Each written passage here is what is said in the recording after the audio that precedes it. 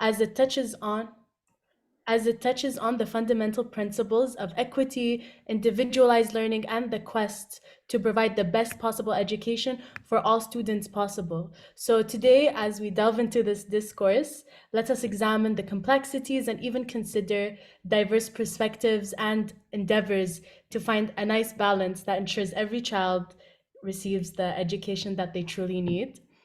And with the topic of special education, I would like to introduce Tom Santos. He is a special education expert with 41 years of experience, and here he is to with us today as well. Hi, greetings, everyone. It's so nice to talk to you, meet you, and collaborate with you all the way from New Jersey, USA. My background is 41 years of experience as an educator, 20 years experience as a special education teacher, working with children in grades 3 through 8, 1 year in a high school, and then 21 years as an elementary school principal. So my background is education, a specialty in the areas of special education and administrative leadership, where in our elementary school, we were able to host and provide opportunities for the inclusion of children with special needs in our building. So I'd like to welcome you, and then we're really excited to join in the special education discussion at the forefront of 21st century learning, where we can create a community where we can all work together for the common good of children with special needs and mainstream students. Thank you, Tom.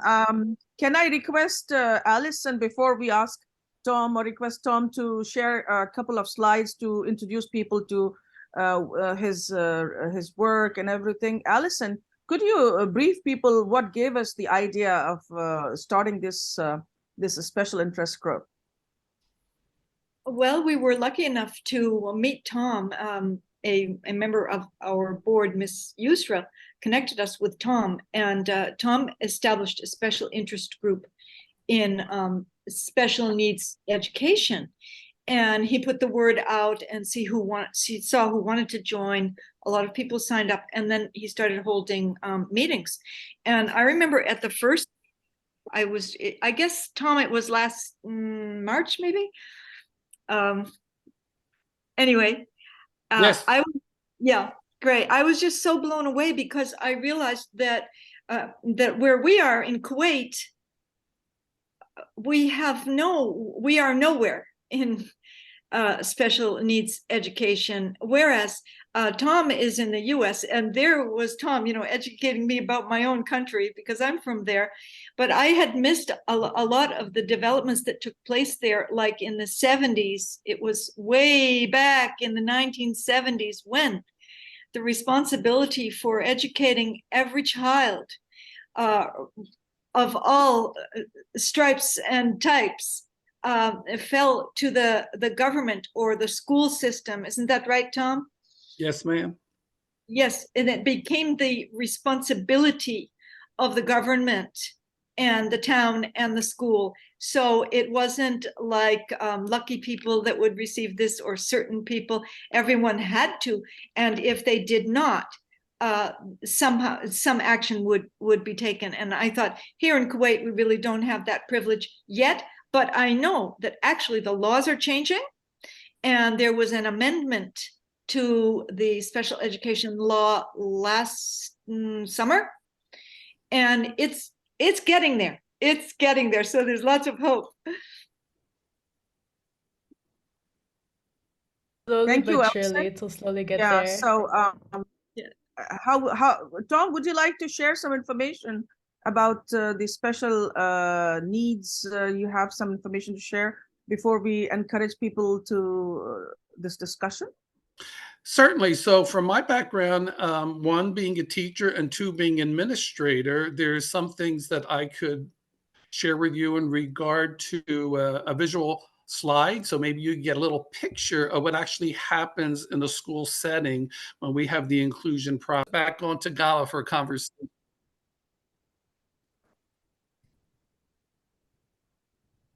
That was amazing. Honestly, thank you for showing us all the photos and just all the resources that you have and sharing it to everyone here. And before we fully start our discussion, I just want to quickly run down again that today's discussion will be about inclusion versus segregation and what are the advantages and disadvantages of inclusive education for students with special needs compared to a segregated special education setting, and maybe this how schools can strike a balance between these two. And before we do start the discussion, I just would like to know if anyone might not understand something, maybe a word, maybe a certain point. Please don't be shy to write it in chat. Me and the other hosts and administrators could also explain it to you in chat, because I would love everyone to be included in this conversation. So does anyone want to put their 1 cent into this discussion? Yeah, it's an open discussion. We want all of you to talk. It's not going to Of be a one course. speaking. We want everybody to share their perspective on what we are talking here. Yeah, there's no wrong answers.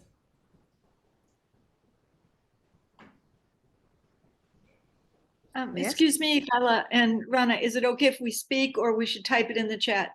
Better No, to type. speak, please. It's better to speak, Allison, because just like a round table, would like to talk about this.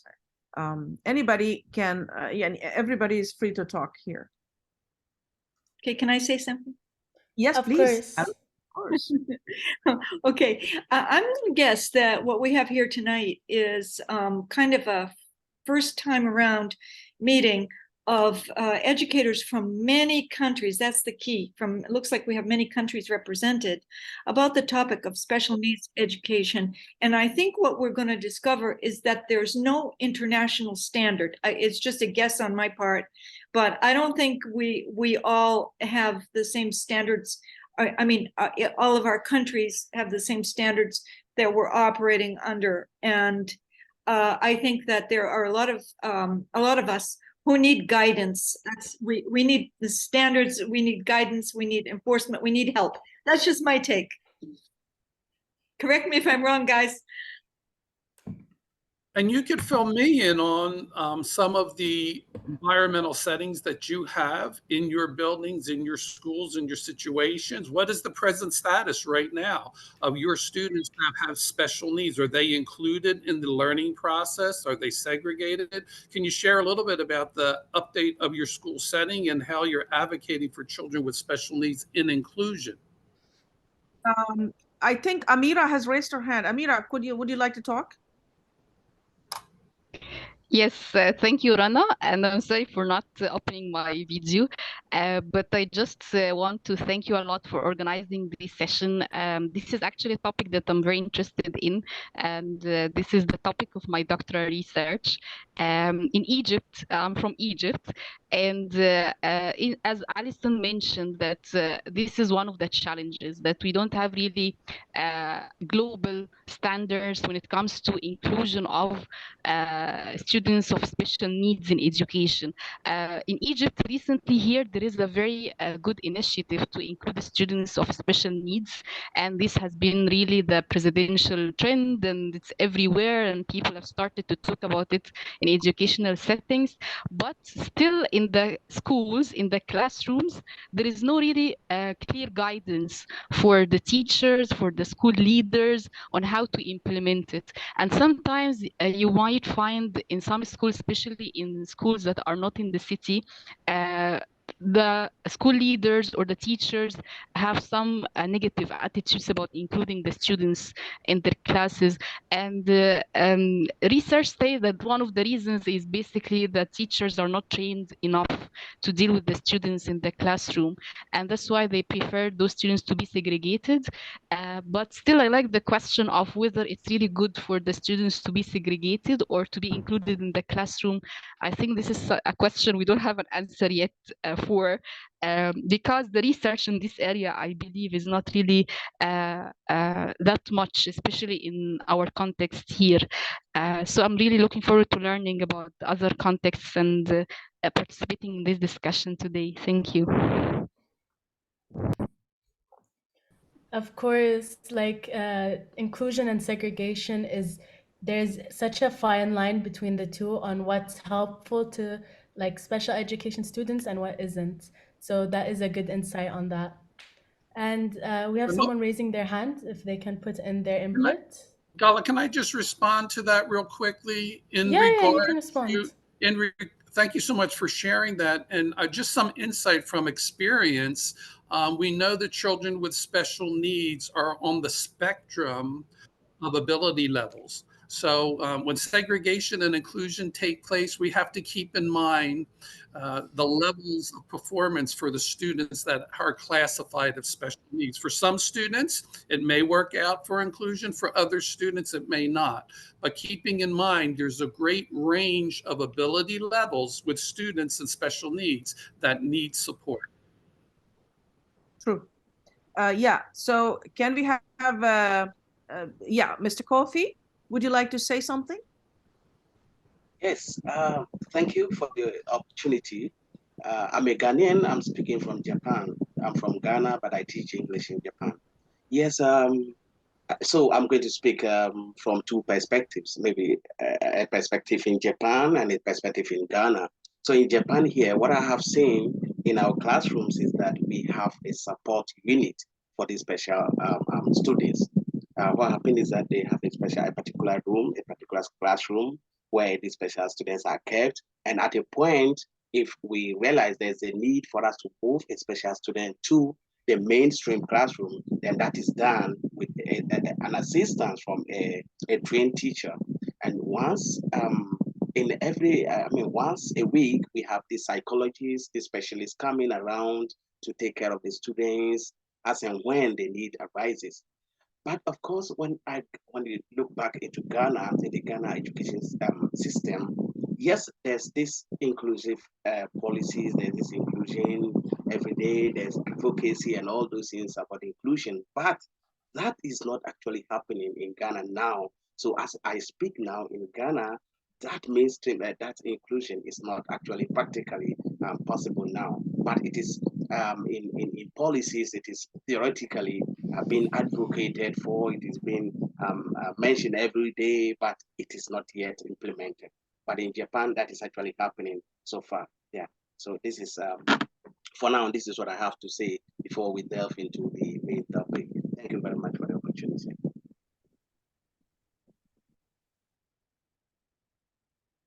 Of course, it's such good to see the insight in other countries as well, especially since Kuwait is so like slightly backtracked in the world of special education and special needs students. They are taking a foot forward, they are taking a step forward, but we're not as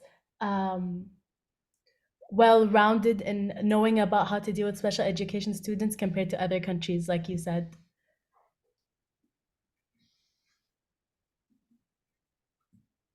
Uh, Dr. Could I add Iman, you something? had, yeah, Oh, you can add sorry. something. Sorry, No, it's fine, you can add. I'm so sorry. I didn't. Just very quickly, I think one of the hugest problems is that teachers find that there are special needs children in their classes, and those teachers have no training in how to handle it.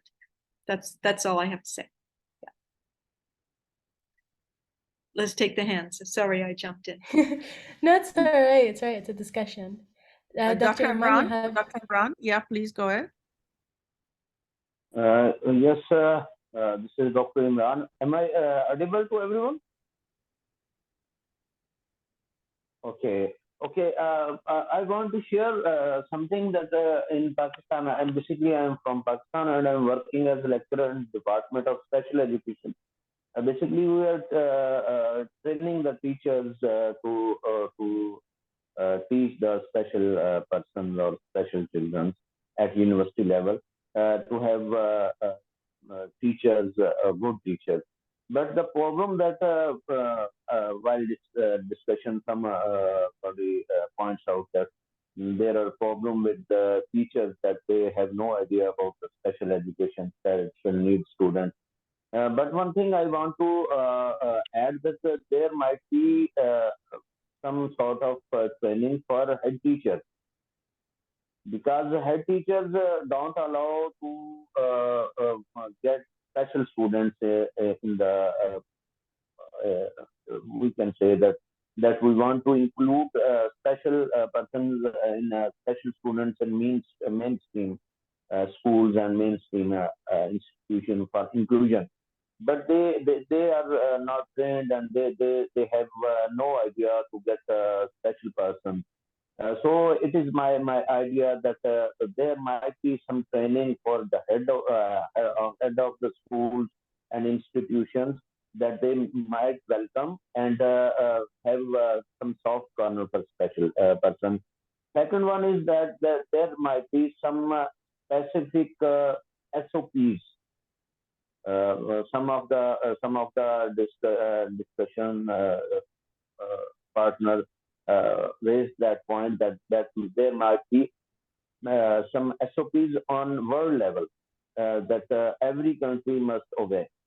Okay, there are two things in my opinion, and if colleagues are ready to discuss this, then we can have a meeting after 15 days or after a month, and we will try to have some SOPs or some kind of policy which we can give at world level, and maybe maybe I think so for all the countries. Thank you.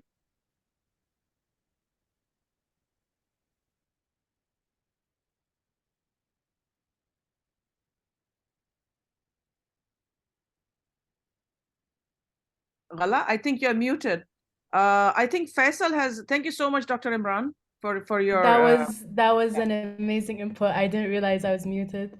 That was a great input in this, and we actually have one of our own members, part of TEFL SIG, the Student Innovative Research Program, here to speak as well. So I would love to hear what his input is as well. Faisal, we would like to hear from you. Oh, I think he left on accident. I think yes, it's all right. He will join us again. No, yes, Nawal, would you like to say something? Meanwhile, Faisal joins us again.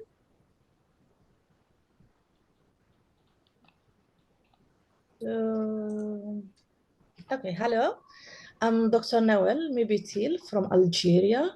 I'm working at the level of the English Language and Literature Department, where we receive each year students with different types of disabilities. And my question is, how can we, the teachers, effectively identify and assess the specific needs of our learners? I mean, learners with disabilities. Okay, this is the first. And the second one, do we need to be trained to handle such situations? You know that in lectures, we have a huge number of students, and how can we include learners with disabilities? Okay, so these are my questions. Thank you so much. Hello. Well, If we use word special abilities, student with special abilities instead of disabilities, that will be good. I think so. Please try to use person with special abilities, not disabilities, please. So working with children with special abilities, like you were talking about, one of the things that we have is what we call and this is in America, and I'm not sure if it's worldwide in your country or not, but they have a individual education plan. That's called an IEP. And that IEP gives targeted goals that are specific for each student, that has been designed by a team of experts, which would include a school psychologist, a learning disability teacher consultant, which would include the parents, which would include at an older age, even the students, the administrators, and a plan for individual instruction is identified with specific targeted goals. Those goals are explained to the teacher. She's a part of that team as well. And that gives guidance and clarity on how to support the student depending upon the specific content that is being addressed. And for the second part of the question, do teachers need training in this area? Certainly, information sharing, knowledge acquisition is very important, because post-pandemic education has evolved at a whole new tier, not just for students with special abilities, but all students in general. mental health concerns, special needs, ability levels. Teacher training definitely needs to be enacted through professional development. Yes, 100%, especially with IEPs. We can all recognize that one size does not fit all, and some students may thrive in more of an inclusive setting, meanwhile others may thrive in a more specialized support in a segregated setting. So like developing an IEP can really like help consider each student's unique needs and preferences. And I would like to add one other thing, just maybe for clarity. Some students who do not qualify for special education services do qualify for what we call a 504. There are students that may have ADD, ADHD, anxiety, a host of different areas of concern. So they may not be special ed, but they may be involved with supports that a professor, a teacher, an instructor, an educated would be very would be in need of the supports, techniques, and strategies to help those students in your classroom as well. And a 504 has specific strategies that can be used for these students. Faisal has raised his hand. Faisal, are you back? Yeah, Faisal is another, like I said, another one of our members from the student like information group that we have created. So again, I would like to introduce him again, and let's hear what he wants to say. Yeah, thank you all for setting this up. Thank you all for coming. Ella and I are both we both go to the same school. Both major in English. I'm not. I want to preface by saying I'm not like well versed in special needs and like the whole field of it. But from what I know, through what Gala told me and what she said earlier, uh, in Kuwait and in my experience so far, I feel like it's not. There's no infrastructure or like a foundation for it to like for us to build on it. And this is speaking from like a perspective of a college student. So I don't really like know exactly how it is for like public schools, like high schools, elementary schools, but at least in the university, it's pretty much non-existent. And I feel that uh, the way they approach it is through brute forcing it in the class. So like a person with special needs, they'll just put them in a like a traditional class environment and force them to adapt to it, even though they don't acknowledge like what they exactly need to learn and like how to like essentially they don't get the same quality of education as others. So I feel that we need like a system that can like we can need to implement a system that can help them like get that quality and maybe even provide the space, give them their own like space where they can thrive and they can get their own education and they can be like equal because it at least here it seems like a second thought with special needs like education. So I think if we basically like bring more awareness to it. Ghala and I both are in the English club, and we're trying to make like some kind of like a campaign to bring awareness to it. We're actually doing that next semester. We're doing a fundraiser for people with special needs and like basically provide them like with the tools and the means to like get the education they deserve. So, yeah, hopefully that comes through soon. Thank you. That's wonderful. Yeah, that it is really amazing to just raising awareness. Knowledge is power, as we all know. And with inclusive settings and with the help of many different things for a like special needs student to thrive in places that they can thrive, it can also really help them if they're in an inclusive setting to going into university, because it just makes them understand really what is happening and how to adapt. It helps a lot with with social skills. It gives a lot of academic preparedness because inclusive education often exposes special needs students to a more rigorous curriculum and a higher academic expectations. So this can better prepare them for the academic challenge that they may occur at a university level. And I could just add to that from personal experience. My daughter, who she's a special education teacher, year number 6, but 3 years during her attendance in college at the university level, she was what they call a house mentor.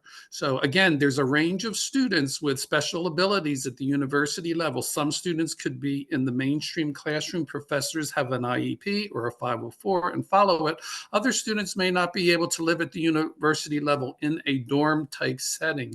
So with this particular university, where my daughter was, is they had 7 houses on campus, and they had 5 to 7 students in the houses that my daughter would live with, mentor them. Those students would go to classes, but then they would come back home to her, and she would be like the house mom for these students. But these were students ages 18 to 21 that were attending college. They could be an inclusive environment, but when they came home, they had support that they needed to help them with any struggles that they face. So is it possible? Yes. Is it happening? Yes. And what you need is, exactly like you said, a support system developed that is structured to aid the students toward the path of success. Tom, could I jump in? Thank you. Could I jump in with a question? Yes. About the houses that you described for the special needs students. Where did the funding for that come from? Funding. The university. I see. And at the university level, are the educational institutions required to provide for the special needs students? Well, according to the law, students are able to have an education until age 21. Okay. So they're required up till that age. Up till that age, the education can be provided. So whether or not, the question is, it's there for 21. Whether or not a university provides a program in their specific university for the students is a different story. This university did. Other universities may not, but they're a big part of their focus of the university is special education and teaching. Teaching is a big part of their program, so they're known for that, and that's one of the highlights of their program. I just wanted to add something, Tom, when you introduced us through those slides. Something that I noticed was really unique, inviting parents to join those special needs students. This builds a kind of a community feeling and a real good support for the students. And I think it provides them with a lot of moral support that they need, actually. And Rana, in regard to that, part of the problem, and someone mentioned it earlier, I forget who shared, but you did say building trust within the school community is a big factor in promoting the inclusion process. That's trust between not only the staff, the students, but also the parental community. Because Rana, when we invited the parents to the school, invited the special ability parents to the PTO, the PTA, the Parents Association, and engage them in the process, what happened was, it wasn't just the subject being discussed, but relationships were being built. There's 2 different things. The subject is one thing, relationships is another. And Raina, by building community between parents, what we found, the mainstream parents then began to support the parents of children with special needs. And that involved into a very successful program within the building and the school community. Because once the parents of the mainstream students said, "We're with you," they in turn communicated that same message to their children. Their children in school then began to accept the children with special needs. And what we ended up having was a very inclusive school. And in the end, we were nationally recognized as one of 10 schools in the nation as a school of social emotional learning and character. It could be actually turned into an activity that supports special needs students in regular schools and universities, isn't it? It would be such a nice gesture. But like you said, building relationships is just as important as building programs. Keep that in mind.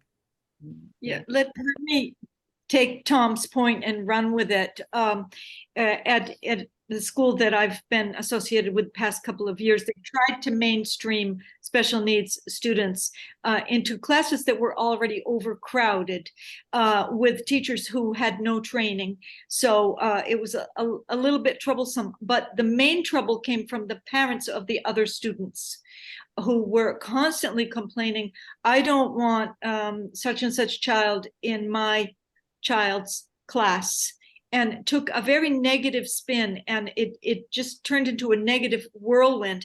But I see what you did, Tom, could prevent that by establishing relationships. What we had was a brick wall, the lack of a kind of an enemy relationship between the parents of the special needs children and the parents of the other children.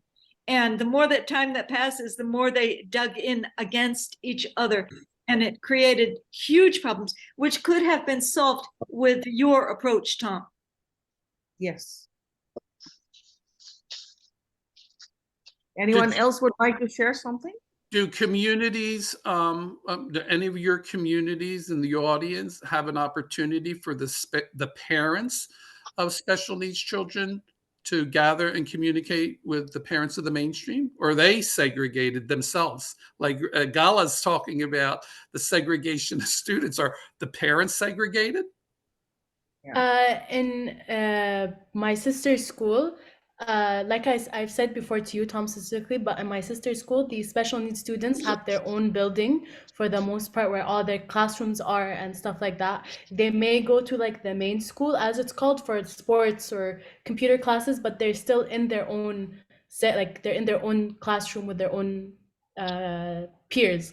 So with that, they do have events that include parents, like Mother's Day events, open houses, sports day events, but it's still segregated and still just with these students among themselves and these special needs students, whereas the students in the main school don't interact with like the parents from there.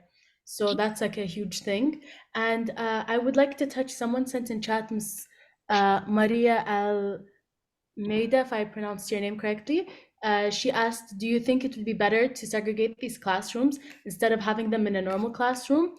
There are ups and downs to having a fully inclusive classroom, because there is still like stigmatism, and despite efforts to promote inclusivity, some special needs students may still experience stigmatization, social isolation, and maybe bullying from peers. But at the same time, having a inclusive classroom, it might allow students with special needs to interact with typically developing peers and maybe promote social integration. But that's more on the social side of things. It's also that many students may thrive more in either segregated classrooms or inclusive classrooms. So it's all down to the student itself. Like I said, one size does not fit all. So yeah, that's my take on that. Yeah. Can I come in? Can I add something here? Yeah. Yeah, this coffee. Yeah. I think what Tom said, everything boils down to engaging or bringing on board the parents, bringing on board the policymakers to make sure that this inclusive something becomes a policy in the education system of the country. Once that is accepted, the parents are rolled on board, the policymakers are taking it up through your advocacy and proposal. What you need to do right now in Kuwait is to make sure proposals are reaching to policymakers. Then, going forward, they add this to their education. So it becomes a policy, and now going into the future, you train the teachers, making sure that special education becomes a course in the teacher training programs. For example, when I was in the Teachers College in Ghana, I did a full semester of special education. When I went to the university again, I did a full semester of special education. So before you get out of teachers college, before you get out of the university, already you are trained, even though you are not trained to be a special education teacher. But if you get into a classroom to meet such students, you are able to manage before the specialist comes in. So maybe with this advocacy, with these proposals to the policymakers, when these things are put together in the education system in your country, that will help a lot. Yeah, I think this is what I have to. Thank you very much. Thank you so much. That is a really good input on that. And it is, I feel like it is needed to go through, when a teacher goes through that, they should go through the training of possibly not just what's the word? Like knowing how to understand and how to teach a special needs student, but also how to point out if a student does have special needs and being able to, I guess you can say, tag it or like nonetheless. I know Tom is more experienced in this than me because I'm still on my second year of uni. But we have Sandy Stein raising her hand. Is there anything you would like to add? Hello, and my apologies for not sharing my video. Yeah, That's all right. hi everybody. Hi Tom. Hi. It's in Kuwait, you get a really, really mixed batch. You will have in some of the K-12 schools, you will have core teams of usually counselor, special ed teachers who, and working with the classroom teachers and the students who have special needs, and they will have IEPs. There are many schools that are doing that. The problem is, well, okay, there are many problems. It's not a simple solution. The problem is that that's only being done in private schools, not government public schools. In the public school system, there is, for students who are what we would call very obviously specially abled, right? Say, for example, those with Down syndrome, those who are in the mental retardation spectrum. These students, autism, severely autistic, these kinds of things, these students are completely segregated, and they are, put into special training. But the majority of students who are maybe dealing with maybe a processing problem, some kind of processing problem, or ADD or dyslexia, or any, like a lower, somewhere low, not as severe on the spectrum of autism, those students are often just passed over, and they just basically look at them and just say, they're slow, or they're naughty, or they're whatever. And then the problem is that when those students are then coming into the American university where I'm working in Kuwait, and they have not ever been identified as having special needs, and they have no strategies that they haven't learned any strategies. Very often other people have just done the work for them or helped them out somehow. And so it's a very difficult situation, because of course, when you're dealing with kids who have such difficulties, the best thing is to get early intervention and help them out with these strategies and skills as soon as possible. But that is rarely happening, and there is a huge stigma still in Kuwait about people with any kind of special needs. It's improving. I have to say, it's greatly improving, but they still have so far to go. so far. And even at schools and universities that have these IEPs, they usually don't have highly qualified, trained special ed teachers that are working to intervene and help, even if they are in an included class, you know. And so then what happens is the teachers become overloaded. They don't know how to handle these kids. And even if they knew how to handle the kids, they couldn't, because they're dealing with very, very difficult situations. And it's it's really got a long ways to go. um, then you've got also, for example, if you went through, like in the US, if you go through um, an education program where you are trained and licensed for K to 12, you have to go through those classes.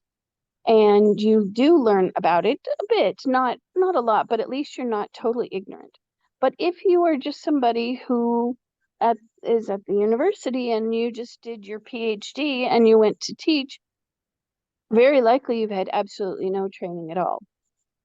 And so you've got, at the university level here, the vast majority of professors who have no idea what those special needs are or how to deal with them. And they're dealing with their own lack of knowledge, and they're also dealing with some of them, depending where they're from. If they're from the Arab world, they may also be dealing with their own ideas of stigmas and you know, like why is that kid in my class? That kid shouldn't be in my class. These types of things, because they don't understand, right? So it's like a whole educational movement needs to happen. And you've got, yes, I agree that it's important to train the teachers, but at the same time, it's so vital that the teachers have support. Because if they don't have support, and even if they have knowledge, they're just going to get burnt out. It's hard. It's very difficult. And especially like Allison was saying, the parents here, because of this preconceived notion that anybody who is labeled as special needs, quote unquote, is somebody they don't recognize very often that these whole shades of gray, right? And how it can be done, but Sandy, but everybody's still. I understand where you're coming from, but let's just get to the bottom line of some of the things that you're saying. That there is hope. There is definitely hope. There's definitely hope along the way, because you know, from my perspective, just figure, you know, I graduated college 1977, so that's a long time ago, right? I've been in education 40 years, and it has been a process from special education from when I was a self-contained classroom teacher of students with disabilities up until the present day where I became an administrator. So the exciting thing is there are ways and means to begin to climb the ladder of success for the inclusion process. It does take time, it does take patience, and it does take collaboration from the community at large within the university level, within the public school setting, and also within private school settings. The conversation coming to play with some of the policies and the procedures, as have been mentioned before. A simple thing is like intellectual disabilities is the new term that we use. We don't use the word retardation. That was like stop the R word. So getting vernacular, getting a conversation going where people agree on how we can advocate for children with special needs takes time. It's going to happen in Kuwait and around the world because we have people like you that are willing and able to communicate and begin a movement. And once the movement happens, it gets momentum. So I encourage you all to join the movement that Gala and Tefel Kuwait and Allison Aren have put together, because you will make a difference. Just be patient and give your whole heart support to the movement, and you'll see things change. That's from my perspective.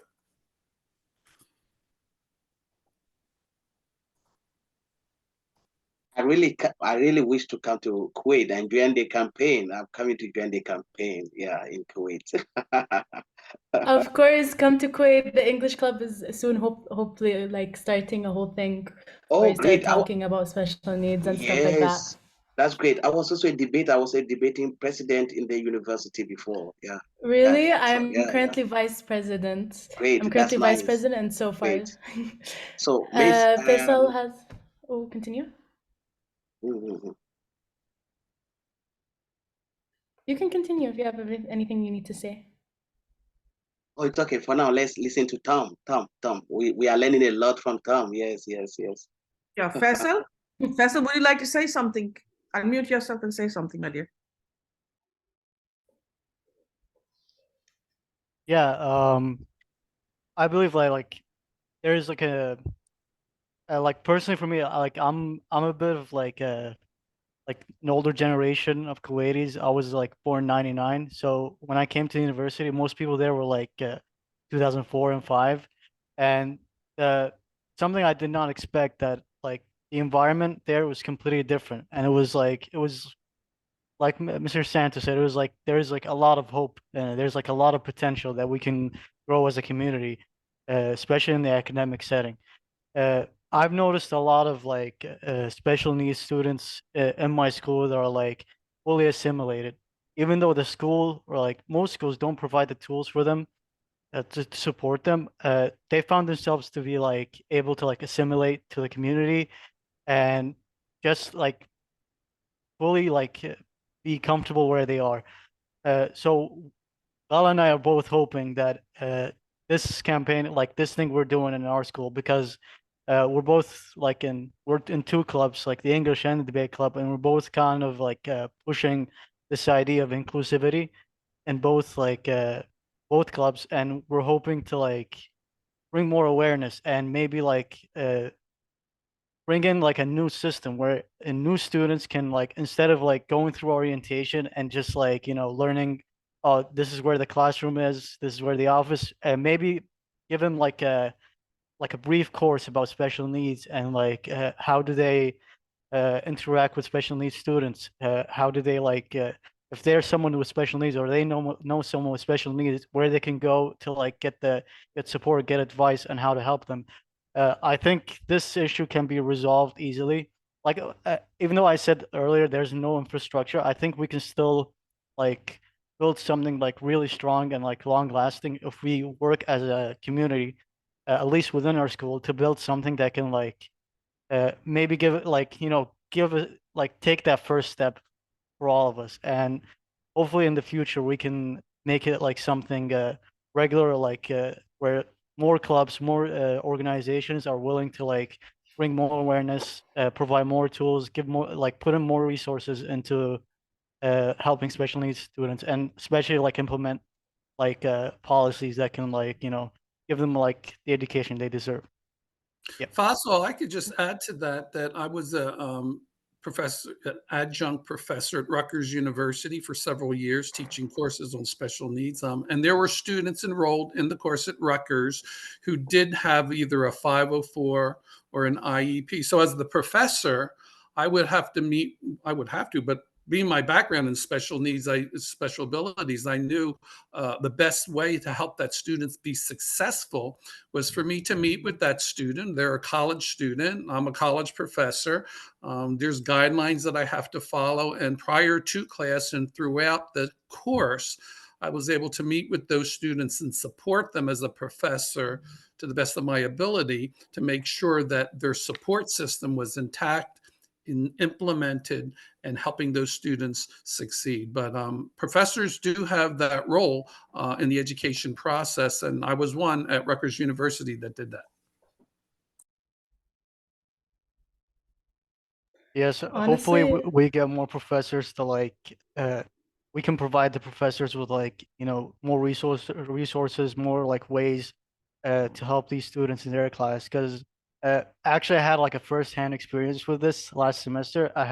There was like my classmate with special needs, and like she was unfortunately like obviously like struggling with like learning in the class, and I brought it up to the professor, and she told me that she was the only professor that like actually let her take her class because no one else was like wanted to risk it. Like, like it is a sad thing, but I feel like at that moment I realized that the problem isn't like just the professors not like knowing how to handle it. Is that there is no backup, where there's no one helping them.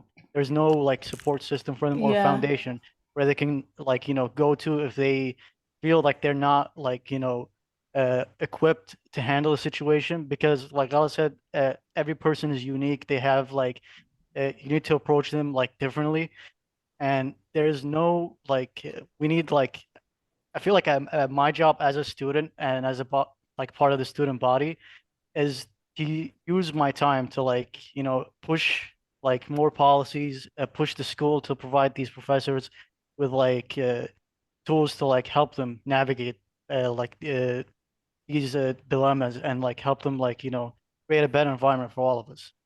Right. So as you go towards that discussion, a big part of that discussion is the I want to say like basically the law that's like here, the law as a professor, I don't have an option. If a student comes with a 504 or an IEP and I'm the professor, I can't be in violation of that.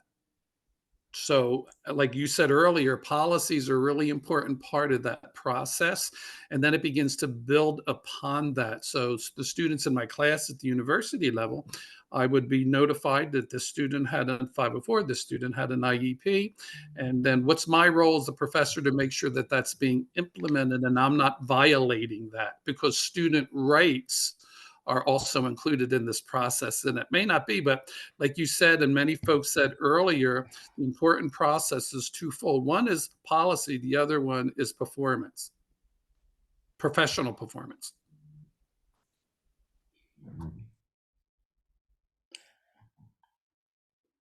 In my university, we do have a like a special needs section where it might be physical disabilities, mental disabilities, all of the likes. But sometimes because my sister's interested in joining my uni, um, but I feel like they aren't pushing as hard as they need to on advocating for special needs students, specifically people with maybe more mental disabilities, like more issues in that sense, where socializing or uh, dealing with deadlines or work may be harder for them. I feel like there should be a harder push on that, especially since also a lot of teachers or professors may slightly be scared or shy away from special needs students due to the fact that they might not be as educated on how to teach them. So I feel like having a policy or a rule that every professor or wanting to be like teachers, soon to be teachers, should go through at least a small course in knowing how to teach, and like I said, maybe even flag students who may have learning disabilities. Yeah. Please, can I add something here? I think this Yes. goes back to what Professor Tom said earlier. I think this they have to maybe in the meantime you could organize what the CPD, maybe the continuous professional development courses for the professors. I mean, maybe every semester, every year, there should be a specialist like Tom coming to speak to the professors. Okay, today we are looking at this particular thing on special education. Maybe the following time, this is what we are looking at special. So with that, when the professors at the universities are educated on this, how to handle this special, that will trickle down to the students. And before you know it, that rippling effect takes place with your advocacy and maybe your advocacy and creating awareness and involving parents, then gradually the whole community or the whole society picks it up and then it becomes a policy in the system. I think you start with the CPD, maybe the continuous professional development with the professors, then it trickles down to the students, then finally to the community. I think that is the way to go for now. And in your society, your debating club, anytime you have opportunity to debate on topics, you can include debate topics of special education, topics of inclusion, topics of segregation, and just you get the views from people.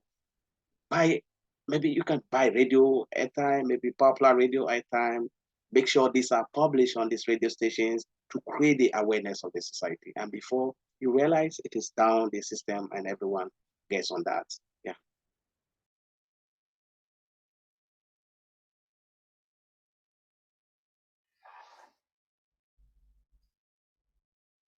I do feel like that is at importance.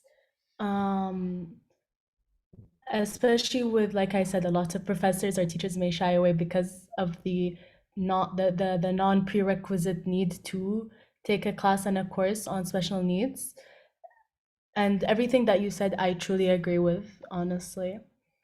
Is there anyone else who wants to maybe add a point or talk about something? You could possibly maybe even add a new point in the sense, anything of the likes, because there are a lot of like problems with maybe having an inclusive uh, education setting. Like there might be a problem of like resource challenges where, like I said, inclusive classrooms may lack the specialized resources, the staff, and the need to support students with complex disabilities adequately. And this can like really create a strain on teachers and potentially limit the quality of education. And there's like a lot of also striking balances between the two, like having maybe resource allocations and teacher training to like help with this and combat this, maybe even like collaborations among educators, specialists, and support staff to share and practice develop strategies for supporting students in both of these settings. So these are all the points that I have. If anyone wants to add to that? Yeah, I would like to say something. Yes. You hear me? Okay. Yeah, I'm wondering that we are such a nice group, and I'm just saying to myself, what can we do, and how could we help, help or go somewhere or say something that, all over the world, teachers facing any kind of situation with these special needs students, and to advocate and to help and to promote. I just wonder, what could we do? Because it's a nice group sharing and, saying things that are real to our working environment. And if we could, just do something so that not just this small group is discussing, but that, all over, people could know, people could hear and do something about it. Very interesting, all that we have been discussing here. Is very, in fact, it's what we are facing right now. So it's very interesting. That's it. Doris, can you just tell us where you're calling from and what your role is? Yeah, I'm an English teacher. I'm in Montreal, Canada. Yeah.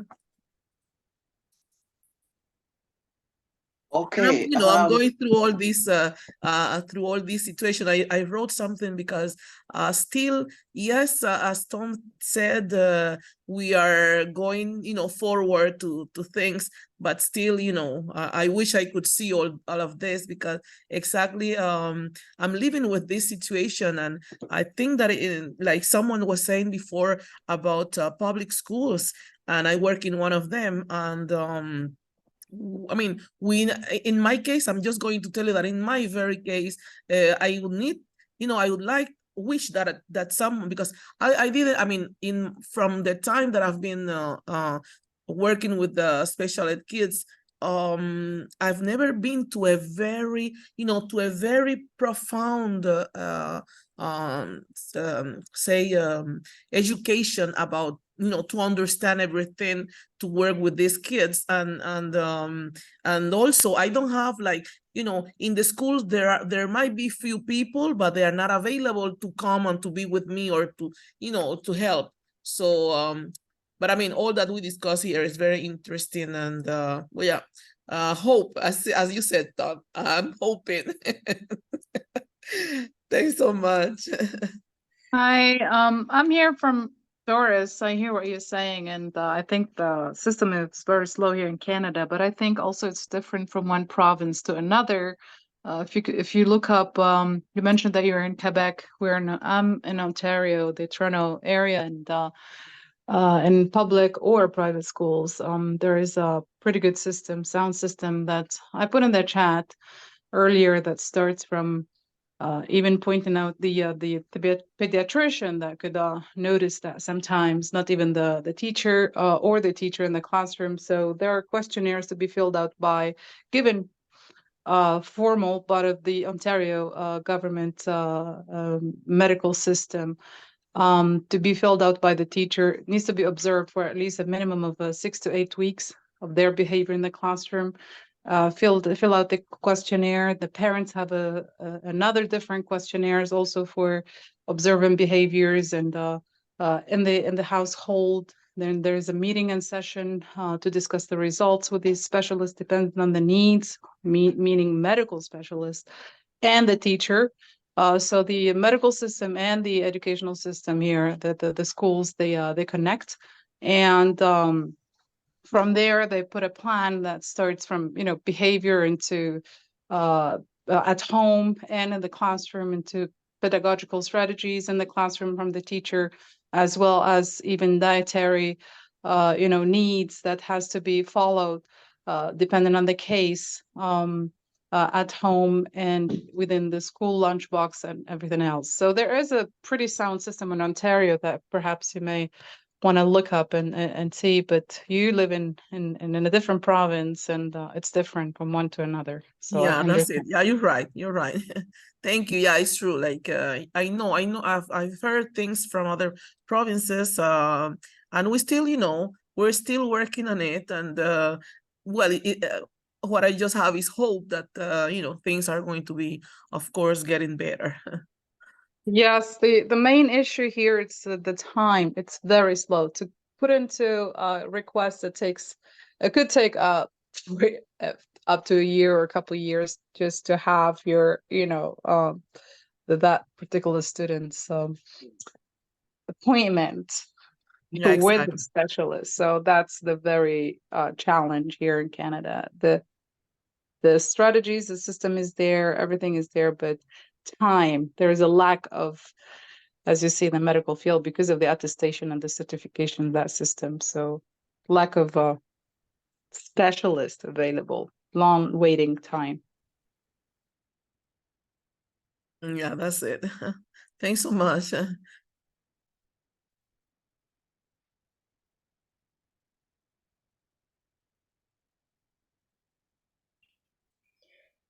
Thanks so Honestly, much, it is really Alfan, for the conference. It's been very helpful, and the sharing is so nice to hear. Ideas from all over, and you enrich yourself.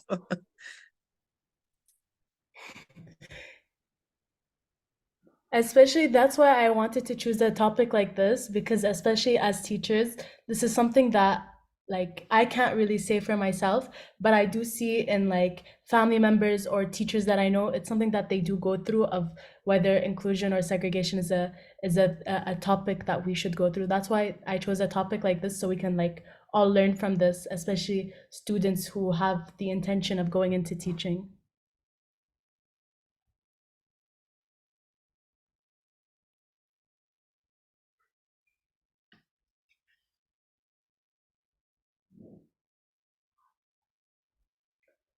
So I want to make a suggestion that maybe Professor Tom have to constantly give us some materials on this special education, this inclusive education. Sorry. Professor Tom, over to you.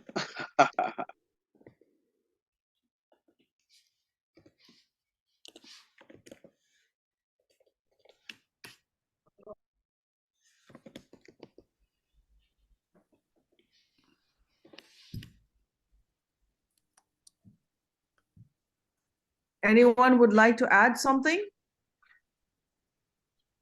Shadia, thank you so much. And Anar, would you like to actually, Shadia is one of the SIG chairs. I would just like to introduce her. She just expressed her opinion, but we forgot to introduce her.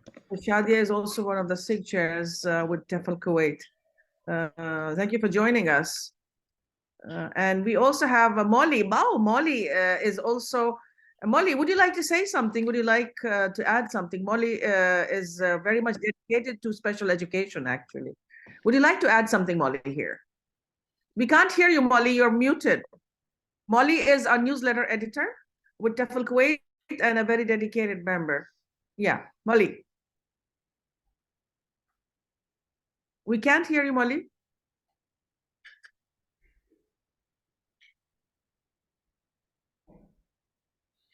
Hello, can you hear me? Yes, yes, we can. Yeah. Yes, go ahead. I'm sorry, I had a root canal done today, and that's why I couldn't join the meeting. I was very much looking forward to it, but my schedule got shifted, so I had missed the whole thing. While I am in the mornings, I work as a lecturer. In the evenings, I run a special needs school in Salmiya, and I have about 28 children. And it's a special school because they couldn't be admitted into a normal school. That's why we have a separate school for them. What we do is we train them and then we slowly integrate them into the normal school. So I don't know what the talk was about. What was the consensus? Did everybody agree that there should be an inclusion or there should be a separate school? What was the consensus?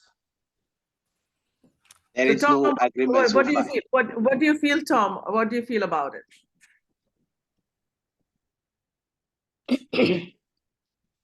You're muted, Tom.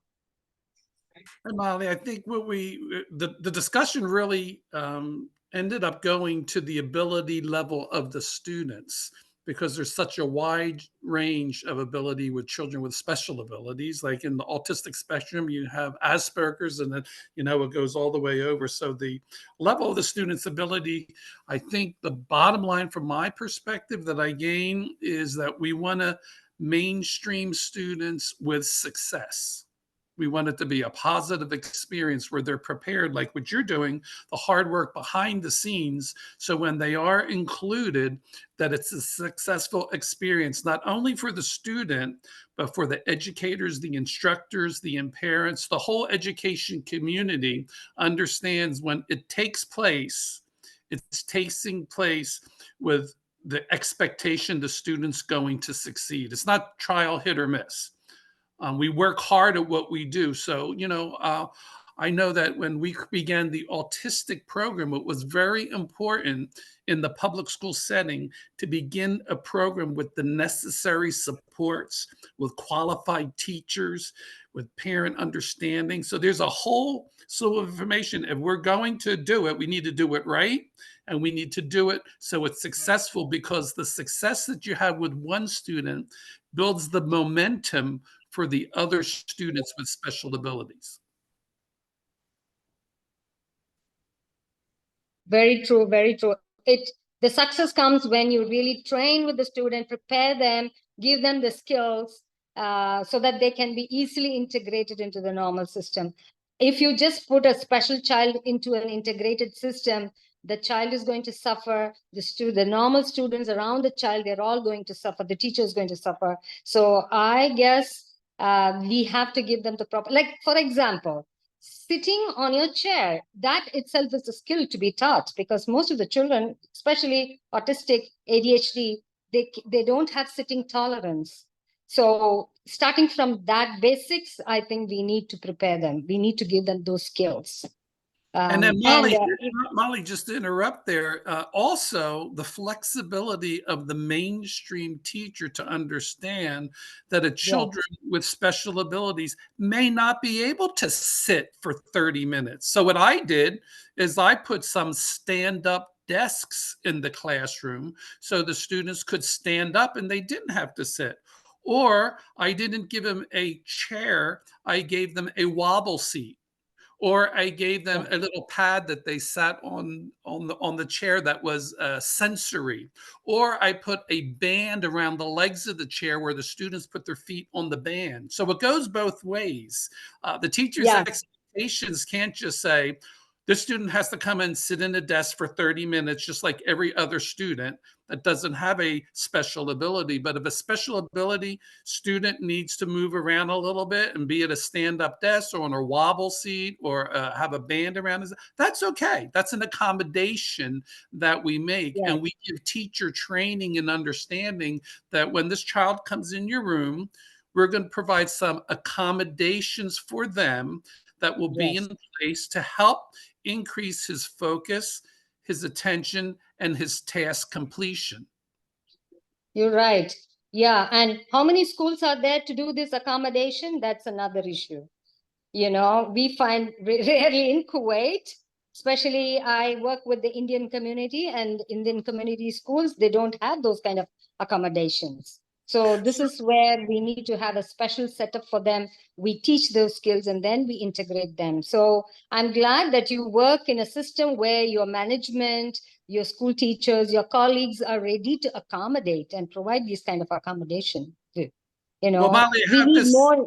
Molly, to reiterate that, I have to say, it takes an administrator to build a community of support. Like it wasn't overnight that happened in my Oh building. yeah. Oh Right? yeah, But yeah. I had to I go can in understand. there, you know, I was a special education teacher. That was my background. And I'd say to the teachers, look, this is going to help you have less problems in your classroom if I provide the supports for you and show you what you need to do, and you can meet with the special education teachers and we'll make the setup. So when this child comes in, maybe he needs to come in for 10 minutes, not 30 minutes. And then if he's good, maybe another 15 minutes. So we developed a whole cohort of strategies and techniques to help the Excellent. teacher be at rest, be calm, not be anxious, and begin to make problems that don't even exist. So we provide the supports for the teachers so that they can relax and be calm and do their job. And one of my main focuses with this is to not interrupt the instructional process. If the teacher can teach and the special needs students in the classroom and the instructional process is not interrupted, the teacher's happy. Yeah. It works. Yeah. Another way that things are done in some of the schools here is provide a shadow teacher. What is your opinion about that? Having a shadow teacher. A shadow teacher can be anyone who is who necessarily doesn't have a teacher's degree, but is willing to help the child. What is your opinion on that? Yeah. So from my perspective, it depends again on the student's ability level. So we have some students with special abilities that they do not need a shadow teacher. We have other students that would not be successful at all if they did not have a shadow teacher. So we have both. We have students that are integrated, mainstream, and included on their own, independently, with checkups, with monitoring of their progress. We call that student progress, right? Progress growth monitoring. And we have other students that escort the student to the class, sit next to the student, guide them through the learning outcomes, and escort them back out. So it goes both ways. And I've seen it effective on both ways. So the goal is independent learning for the student, but we have to keep in mind independent learning takes place according to the student's ability level and the success of his experience in the mainstream. Yeah, you're right. Yeah. Unfortunately, we don't have those kind of accommodations in the schools here. When the children come for an interview in the sense a test, when they come to register for the school, the teachers who are in that area, when they find that something is not good with this child, the child is not able to sit and do some test or answer questions, then they don't give them admission. This is what happens in the schools here. And that's so sad to say that many such students are sitting at home because they cannot be accommodated anywhere. And those are the children that we work with. I'm so glad that, this is opening up, awareness is being created through your talk, darling. And it's a very nice topic. I want to get more and more engaged in this topic and all the sessions that you are going to conduct in the future. And we have some great speakers as well.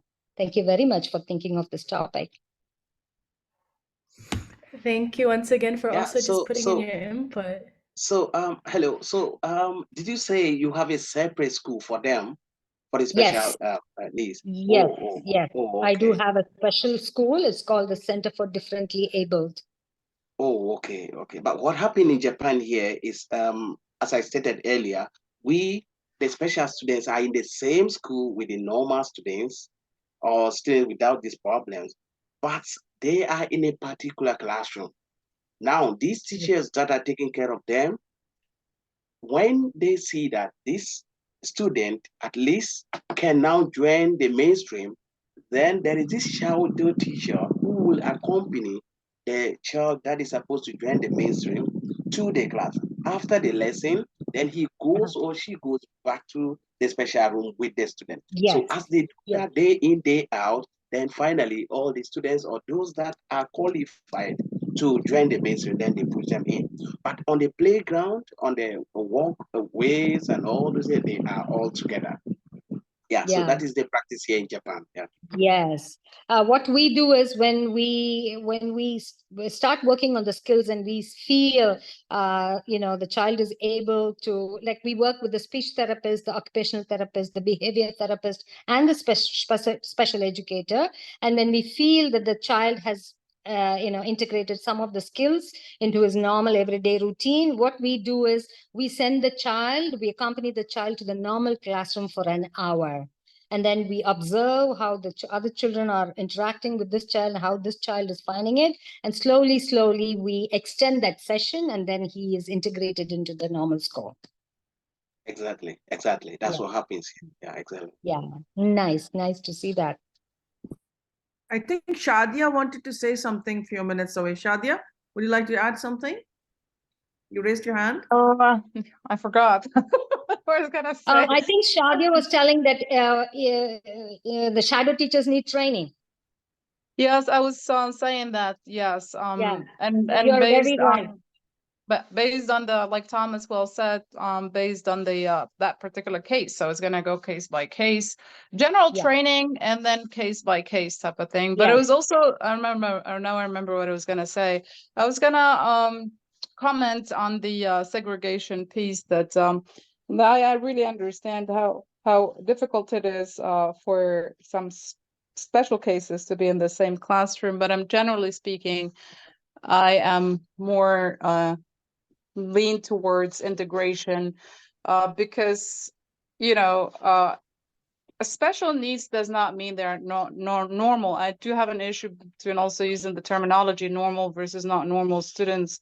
The special needs itself, the terminology itself is very deeply reflecting some assumptions that is pejorative towards these students. Autism, for instance, they're very smart. They have different ways. Like Tom, I believe, said, the accommodation is key. If we embrace that mentality and approach of accommodation, not normal versus not abnormal, you're segregated. That means you're not like us. You are different, and different means you're isolated and alienated, and all those negative things that really are related strictly to the affective domain for learning.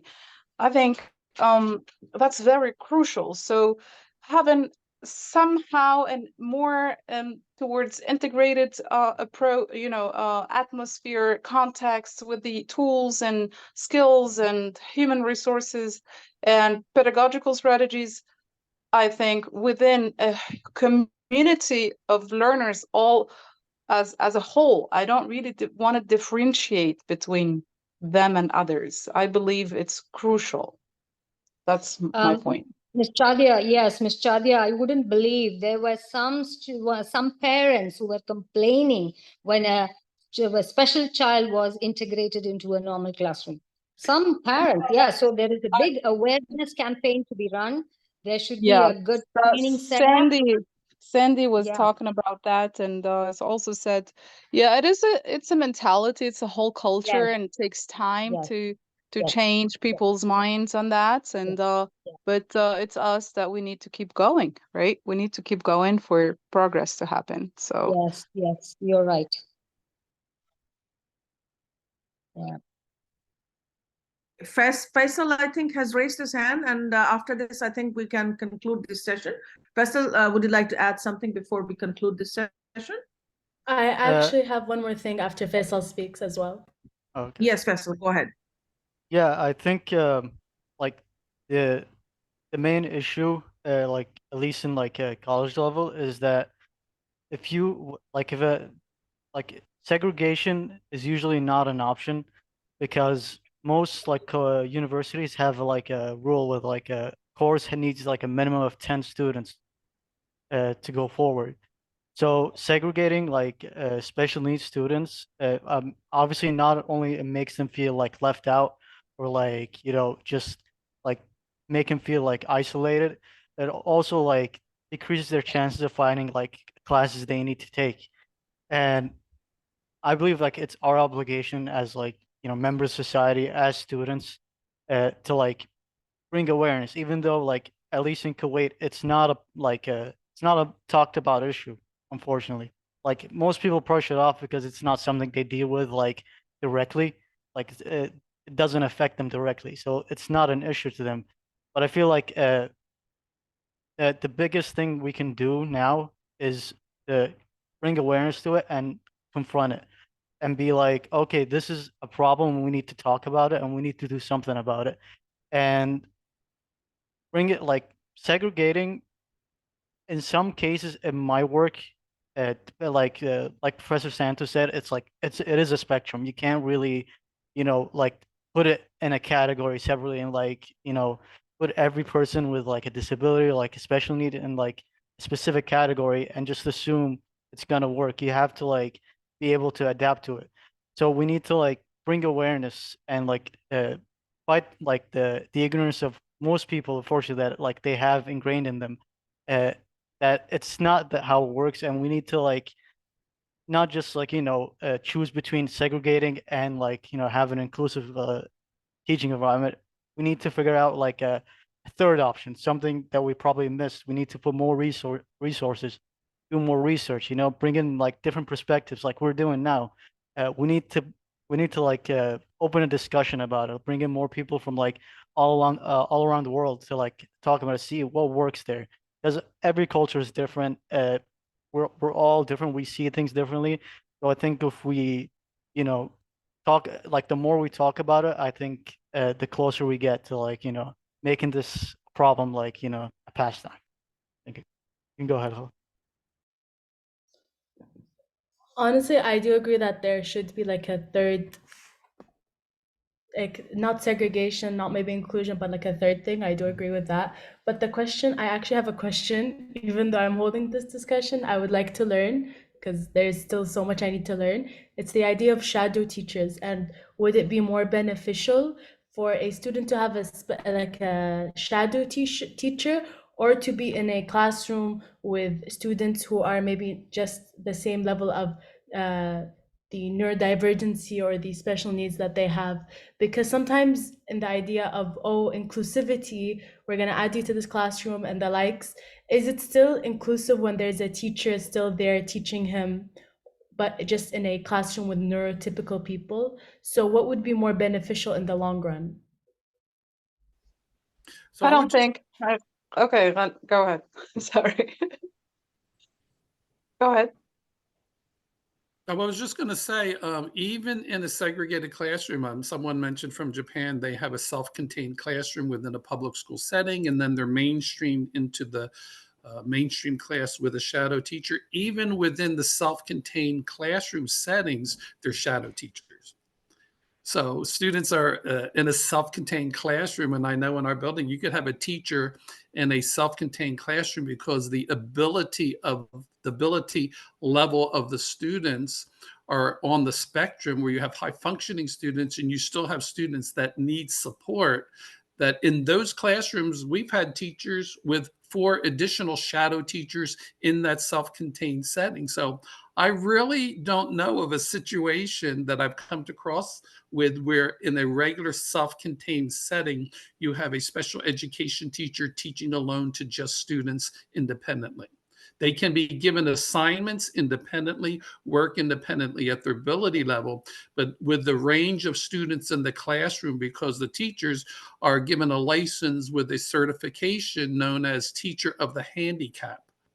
And that Teacher of the Handicap certification includes many different ability levels within that classroom. So it goes back to the IEP of the student and how they need to function with success. If they can function with success with just the teacher, then they do. If they can function with success with a shadow teacher, then they're given the shadow teacher as well. So keep in mind, shadow teachers are in the mainstream, but they're also in the self-contained special education settings as well. Yes, of course. Yes, of course. That's right. That's right. Thank you. Thank you for giving in this insight. And if anyone else wants to add an extra point or any questions they would like to ask, I think that this should be the ending of this wonderful discussion that has amazingly happened. Thank you so much, Gala, for organizing this, and we thank you all for joining us. I think it was a very fruitful talk, and I think what we can carry from this talk is, as Gala pointed in the end, is we should have a third option to provide more resources, as also suggested by Tom, how he managed. And also what we are trying to do here, bringing people from around the world, opening up discussions, creating more awareness, learning from people what they do in their settings. It might help us, we might learn from each other. This is a wonderful way of creating solutions for problems that exist in our lives. And with so this, much. we would like to end, and we would continue this topic. Before we end, I have one thing to share. People who are in Kuwait, you're welcome to come to my school and see what happens there and how we are creating IEPs and how the speech therapist, the occupational therapist, and behavior therapist work with the students and prepare them for a normal classroom. So you're all welcome. Thank you so much, Molly. We will definitely, we'll try to do that. Thank you so much. Thank you so much, everybody, for joining us. We will create more such topics with the help of our students, our own SIG members, because I think it opens up a lot of discussion, and we get a lot of learning from each other. So this is a wonderful idea. We will keep doing this. Yes. We'll keep you posted, and please stay tuned for our November event, which is going to be virtual. We will keep you posted. Do join us from our website, be our member, so we can keep you posted on all our events and discussions. Thank you so much. Yes. Thank you. Thank you, everyone, for joining, and thank Hello, you, everyone. Mama Rana. Could you share your email with us, Mama Rana? Mom? Yes. Yes. And Tom, Professor Tom? Yes. I'd like to contact you. I'd like to contact Rana. Definitely, please feel free. I'm just putting down the email for our group. Please feel free to write down anything with us. It's here, info. It's for everybody, actually, info@teflkuwait.com. You can also reach us from our website, where you can drop us a message. So if this doesn't work, we will definitely contact you. Thank you so much. Okay. Yes. Yeah, Thank you again, everyone. Morning, something else that Yes. Okay. Yes, no, I Doris? just the same way that you're sharing the email. I think that like this group, I mean, we could even see our emails, or and try to contact and also talk, because there's a lot of people, and we not everybody talk, but we could just now that we know that we're working on the same way, we could get in contact. Okay. Thank you so much. Doris, you can write back to us and stay in touch, and definitely create more discussions like this in future. Okay. Thank you so much, Rana. Thank you. Thank you for joining. I swear, thank you, everyone, for just helping me with this discussion and joining in. And this is such a huge thing for me, I swear. Thank you, everyone. Thank you so much for organizing this. And thank you, Faisal, for joining us, and everybody. Have a great evening or Yes. morning, afternoon, wherever you are. All Afternoon. right. Bye-bye. Have a great day, Bye. everyone. Bye. Okay. Bye. Bye-bye.